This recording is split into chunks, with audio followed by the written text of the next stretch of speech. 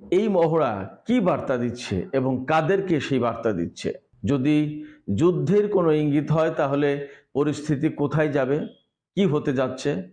ইরানের একজন সামরিক কর্মকর্তা বলেছেন, যুদ্ধ শুরু হলে তারা আমেরিকাকে কঠিন শিক্ষা দেবে। প্রশ্ন আসছে, ইরান কি পারবে? আসসালামু আলাইকুম সুপ্রিয় দর্শক, আপনাদের সবাইকে স্বাগত জানাচ্ছি এখনকার আলোচনায়। আপনাদের সঙ্গে রয়েছে আমি সিরাজুল ইসলাম। এতক্ষণ আজকের যে সমস্ত বিষয় নিয়ে আলোচনা হবে সেগুলো জানিয়ে দিলাম। এখন চলে যাচ্ছি বিস্তারিত আলোচনায়। আশা করি সঙ্গেই থাকবেন। সবার আগে বলে রাখি, ভিডিও যদি ভালো লাগে তাহলে লাইক, কমেন্ট, শেয়ার করবেন আর চ্যানেলটি সাবস্ক্রাইব করে সাথেই থাকবেন। দর্শক, চলুন বিস্তারিত আলোচনা শোনা যাক।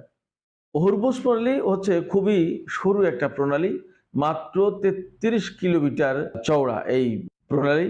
এখান দিয়ে যদি আমেরিকার যে আব্রাহাম লিঙ্কন যুদ্ধজাহাজ বা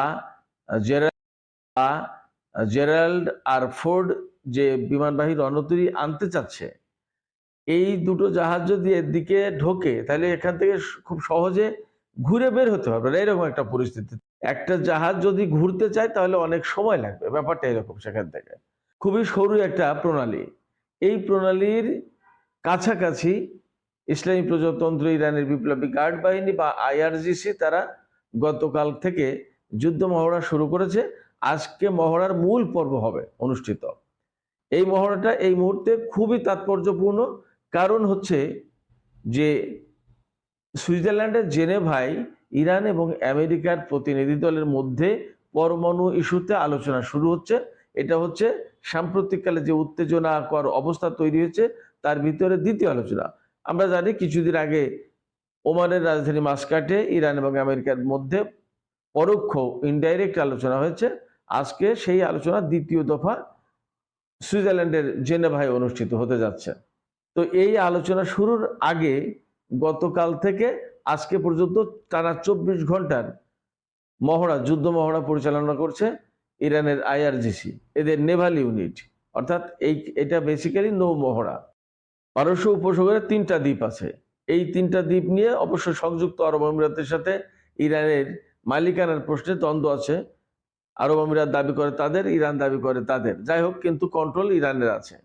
এই 3টা দ্বীপ থেকেও মহড়া চালানো হয়েছে। এই মহড়ায় কি কি ব্যবহার করা হয়েছে? স্পিডবোট, তারপরে ড্রোন, মিসাইল এবং ইলেকট্রনিক ওয়ারফেয়ার, অর্থাৎ বাস্তব যুদ্ধে কি ধরনের পরিবেশ তৈরি হতে পারে, ইলেকট্রনিক ওয়ারফেয়ারের কি ধরনের একটা এনভায়রনমেন্ট তৈরি হতে পারে, সেরকম একটা এনভায়রনমেন্ট তৈরি করে মহড়া চালানো হচ্ছে। এবং আরও কিছু আজকে মহড়া হবে, এবং আজকে মহড়ার মূল পর্ব হবে। তার মানে এখানে জাহাজ, হেলিকপ্টার, গানশিপ, ডেস্ট্রয়ার, ড্রোন আরও অনেক বেশি কিছু অংশগ্রহণ করতে পারে। এবং এখানে মহড়া দেওয়া হয়েছে মূলত যুদ্ধ শুরু হলে ডিফেন্সিভ এবং অফেন্সিভ দুটো মহড়ায় চালানো হচ্ছে। অর্থাৎ কিভাবে নিজেদেরকে রক্ষা করতে হবে, কিভাবে শত্রুর বিরুদ্ধে হামলা চালাতে হবে, এটা। তো এই মুহূর্তে এই মহড়াটা খুবই গুরুত্বপূর্ণ। কেন? মূল কারণ হচ্ছে যে ইরান এবং আমেরিকা যখন পরমাণু আলোচনা শুরু করতে যাচ্ছে আজকে জেনেভায়, তখন এই মহড়াটা চালানো হচ্ছে। এছাড়া আরো বেশ কিছু প্রেক্ষাপট আছে, আমি একে একে তুলে ধরছি। ইরান এবং আমেরিকার ভিতরে প্রচন্ড রকমের সামরিক উত্তেজনা শুরু হয়েছে। পরমাণু আলোচনা আজকে আবার দ্বিতীয় দফা শুরু হচ্ছে। এই আলোচনার আগে মার্কিন প্রেসিডেন্ট ডোনাল্ড ট্রাম্প একদম সুস্পষ্ট করে বলেছেন যে আমেরিকা এবং ইরান যে পরমাণু আলোচনায় বসছে, এই আলোচনা থেকে যদি কোনো পরমাণু চুক্তি না হয়, আমেরিকার যদি দাবি না মেনে নেয়, তাহলে ভয়াবহ ট্রমাটিক অবস্থা তৈরি হবে, অর্থাৎ ভয়াবহ একটা অবস্থা তৈরি হবে ইরানের জন্য। তার মানে তিনি সরাসরি যুদ্ধের ইঙ্গিত দিয়েছেন। এছাড়া আমার ধারণা আপনারা হয়তো অনেকেই জানেন, লিন্ডসে গ্রাহাম নামে একজন মার্কিন সিনেটর আছে, রিপাবলিকান দলের সিনেটর, অর্থাৎ ট্রাম্প যে দলে সেই দলেরই। এই লিন্ডসে গ্রাহাম একজন ভয়ঙ্কর রকমের হকিশ সিনেটর, হকিশ পলিটিশিয়ান হিসেবে পরিচিত সারা বিশ্বে। তিনি যুদ্ধের পক্ষে সবসময় কথা বলেন এবং শোনা যায় যে তার অস্ত্র খাতে তার নাকি প্রচুর পরিমাণে বিনিয়োগ করা আছে। এবং যুদ্ধ হলে যেহেতু অস্ত্র বিক্রির পথ সুগম হয়, এই জন্য এরকম মার্কিন অনেক পলিটিশিয়ান এবং ব্যবসায়ী তারা যুদ্ধের পক্ষে কথা বলেন এবং অনেক সময় প্যাচ লাগিয়ে যুদ্ধ লাগিয়ে দেন। তিনি গতকালকে ইসরায়েলে এসেছেন। ইসরায়েল সফর এসে সংবাদ সম্মেলনে তিনি বলেছেন যে ইরানের বিরুদ্ধে কয়েক মাস না কয়েক সপ্তাহের ভিতরে যুদ্ধ শুরু হতে পারে। এবং তিনি কথা বলেছেন যে ইরানের যে আলেম ওলামারা যারা ক্ষমতায় আছেন এবং সর্বোচ্চ নেতার কথা বলেছেন যে আয়াতুল্লাহরা যারা ক্ষমতায় রয়েছেন, তারা যদি ক্ষমতায় টিকে থাকেন তাহলে সেটা হবে ইরানের জন্য অনেক বড় একটা বিজয়। অতএব তাদেরকে কোনোভাবেই ক্ষমতায় থাকতে দেওয়া যাবে না।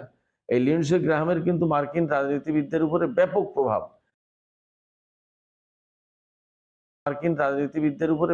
প্রভাব, তিনি কিন্তু খুবই প্রভাবশালী সেনেটর। তো এই সেনেটর এই বক্তব্য দিয়েছেন। ডোনাল্ড ট্রাম্প তো আবার ওটা বলেছেন যে ভয়াবহ একটা পরিস্থিতি তৈরি হবে ইরানের জন্য, এবং ইরানের বিরুদ্ধে যুদ্ধ করার জন্য তো আরো একটি বিমানবাহী রণতরী পাঠানো হয়েছে, জেরাল্ড আরফোর্ড নামে একটা বিমানবাহী রণতরী। সেক্ষেত্রে আমেরিকার পক্ষ থেকে সব ধরনের প্রস্তুতি রয়েছে। এখন প্রশ্ন হচ্ছে যে ইরান ওই পরমাণু চুক্তি আমেরিকার বা ইসরায়েলের শর্ত অনুযায়ী চুক্তি করবে কি করবে না। ইরান পরিষ্কার করে বলে দিয়েছে তারা করবে না, তাহলে যুদ্ধ অনিবার্য হয়ে উঠবে এমন একটা অবস্থা মোটামুটিভাবে আমাদের সামনে পরিষ্কার। সেই কারণে আজকের এই আলোচনা খুবই গুরুত্বপূর্ণ এবং হরমুজ প্রণালীর কথা বিশেষভাবে গুরুত্বপূর্ণ হিসেবে দেখা হচ্ছে। আর এই যে মহড়াটা চালাচ্ছে এইটাও খুব গুরুত্বপূর্ণ। মহড়াটা শুরু হয়েছে জাস্ট হরমুজ প্রণালীর আশেপাশের এলাকায়, একদম কাছেই, যেখান থেকে হরমুজ প্রণালী ক্রস করলেই ওমান উপসাগর এবং ভারত মহাসাগর।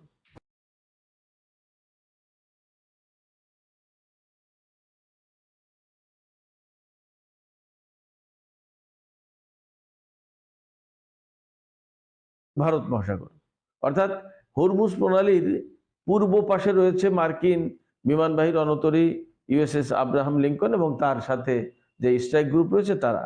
আর হরমুজ প্রণালীর পশ্চিম পাশে পারস্য উপসাগরের ভেতরে রয়েছে ইরানের যুদ্ধজাহাজ এবং ইরানের প্রস্তুতি। অবশ্যই পারস্য উপসাগরে কিন্তু মার্কিন পঞ্চম নৌঘাটির অবস্থান, সেটা বাহরাইনের উপকূলে। তো এই হরমুজ প্রণালী এলাকায় এই মুহূর্তে যখন মহড়া চালানো হচ্ছে তখন আশঙ্কা করা হচ্ছে যুদ্ধ যে কোনো সময় শুরু হয়ে যেতে পারে। যুদ্ধ যদি শুরু হয় তাহলে কি হবে? হরমুজ প্রণালী হচ্ছে বিশ্বের সবচেয়ে গুরুত্বপূর্ণ তেল প্রণালী। এখান থেকে প্রতিদিন 2,10,00,000 ব্যারেলের বেশি বা এই পরিমাণ তেল এখান থেকে প্রতিদিন পরিবহন হয়। তো শুধু তেল না, একই পরিমাণে গ্যাস এখান থেকে যায়। অর্থাৎ যে পরিমাণে সারা বিশ্বের 20% তেলের চাহিদা এখান থেকে মেটে, এই পথে পরিবহন করে 20% গ্যাস এলএনজি অর্থাৎ যে তরল যে গ্যাস, যেটা আমরা জ্বালানি গ্যাস হিসেবে ব্যবহার করি, এটাও এখান থেকে যায়। সেক্ষেত্রে তেল এবং গ্যাস তো যায়, এছাড়া আরো অন্য রকমের বাণিজ্য তো আছেই। বিভিন্ন রকমের পণ্য এখান থেকে সৌদি আরব, ইরাক, কুয়েত, কাতার, বাহরাইন, আরব আমিরাত, ওমান বা ইরান পাঠায়। আবার এই সমস্ত দেশে বিভিন্ন দেশ থেকে পণ্য আসে। সেক্ষেত্রে এটি খুবই গুরুত্বপূর্ণ একটা বাণিজ্য রুট। এই বাণিজ্য রুটটা বন্ধ হয়ে যেতে পারে যদি যুদ্ধ শুরু হয়। এই রুট যদি বন্ধ হয়ে যায় তাহলে সারা বিশ্বের অর্থনীতি মারাত্মকভাবে ঝুঁকির মুখে পড়বে, সারা বিশ্বের অর্থনীতি অস্থিতিশীল হবে, শিল্প কলকারখানার উৎপাদন বন্ধ হবে এবং সারা বিশ্বে বিভিন্ন রকমের পণ্যের দাম বেড়ে যাবে এবং বাংলাদেশের মতো এই রকম পর্যায়ের দেশগুলো সবচেয়ে বেশি ক্ষতিগ্রস্ত হবে। কারণ আমাদের তেলের যোগান, তেলের সরবরাহ বা গ্যাসের সরবরাহ পুরোটাই মধ্যপ্রাচ্য নির্ভর এবং আমাদের তেল গ্যাস ওখান থেকে আসে। আমাদের হাতে এত বেশি স্টকও নেই যে আমরা অনেকদিন চালাবো সেই সমস্ত আমাদের মজুদ তেল গ্যাস দিয়ে, ফলে আমরা সবচেয়ে বিপদে পড়ব। ইরান কি ধরনের মহড়া চালাচ্ছে সেখানে আমি আগেই বলেছি। ইরান সেখানে drone, missile, electronic warfare, speedboat এগুলোতে মহড়া চালিয়েছে। এখন যে কোনো সময় আজকে অনেক বড় পর্যায়ের মহড়া হবে। আজকে এই মহড়ার প্রধান ধাপ। প্রশ্ন হচ্ছে যে এই টাইমিংটা কেন গুরুত্বপূর্ণ? ইরান হয়তো বেছে নিয়েছে এই টাইমটা অনেকগুলো কারণে। একটা হতে পারে যে জেনেভায় আলোচনা, আপনারা খেয়াল শুরু হয়েছিল, সেখানে কিন্তু সেন্টকমের প্রধান তিনি সেখানে উপস্থিত ছিলেন, কিন্তু ইরান এটাকে পছন্দ করেনি।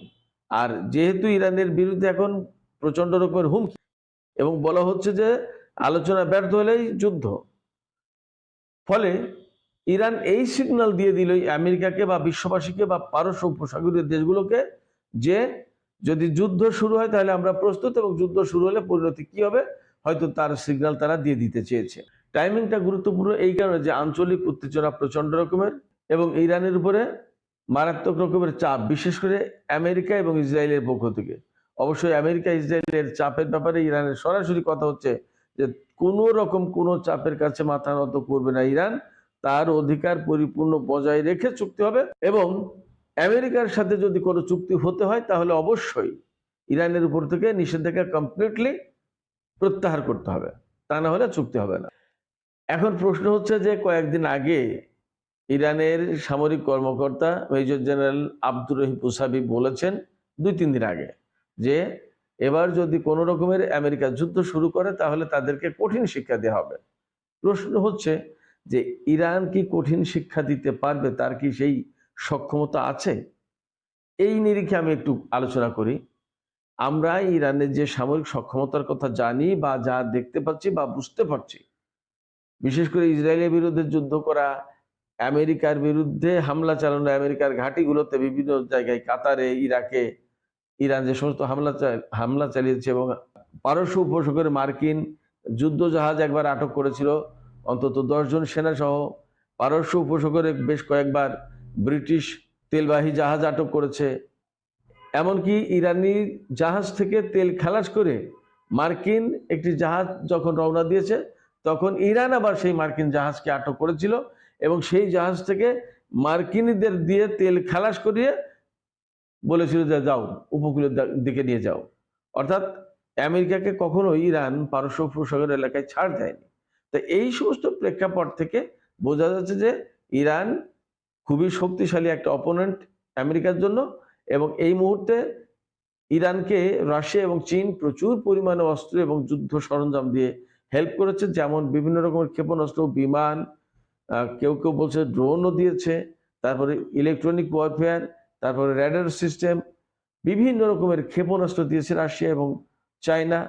তো সবকিছু মিলে দেখা যাচ্ছে যে ইরানের প্রস্তুতি ব্যাপক, এবং ইরানের প্রস্তুতি ব্যাপক বলেই আমেরিকা অনেকদিন ধরে হামলা করবে বলেও হামলা করার সাহস পাচ্ছে না বা করছে না, এবং একটা রণতরী দিয়ে হচ্ছে না, তাতে তারা মনে করছে যে এটাই যথেষ্ট নয়, এই জন্য আরেকটা রণতরী আনা হচ্ছে।